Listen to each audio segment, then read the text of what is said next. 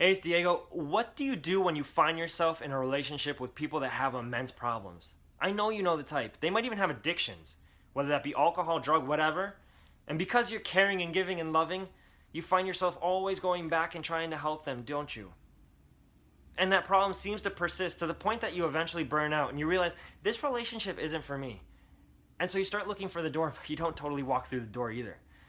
And so you start to walk through the door and you think, well, I might actually hurt that person. And so you sit there with one foot in the door and one foot out the door.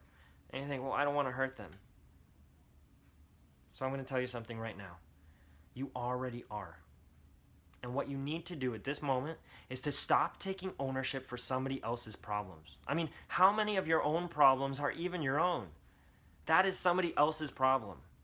And it was a problem that existed far before you ever even arrived on the scene. So it's not your responsibility to take it on. And I know this because I was once an alcohol addict.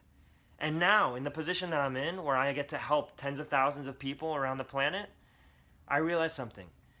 I am not responsible for somebody's problems as I am not responsible for their successes. When somebody comes to me and they say, well, you saved my life, you saved your life. It's something that Robert Downey Jr. mentioned in an interview with Oprah Winfrey several years ago. She asked him, how is it you overcame your addiction? And he said, well, I went to rehab. And she goes, hold on, you went to rehab like 6 times.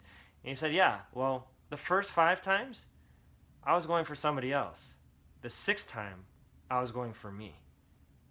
I made the decision. Isn't that fascinating?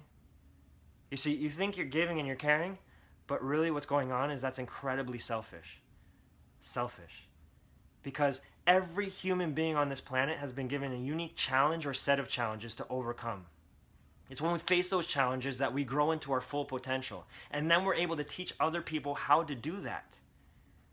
It's no different than seeing a baby. It falls down. We don't pick it up and say, never will you walk again. No. We let it walk. We let it stumble to the point that it learns how to walk. And eventually it teaches its son or daughter. Their son or daughter. Anyway,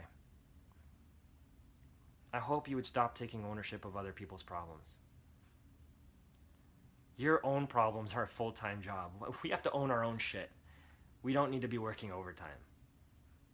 All you can do is influence.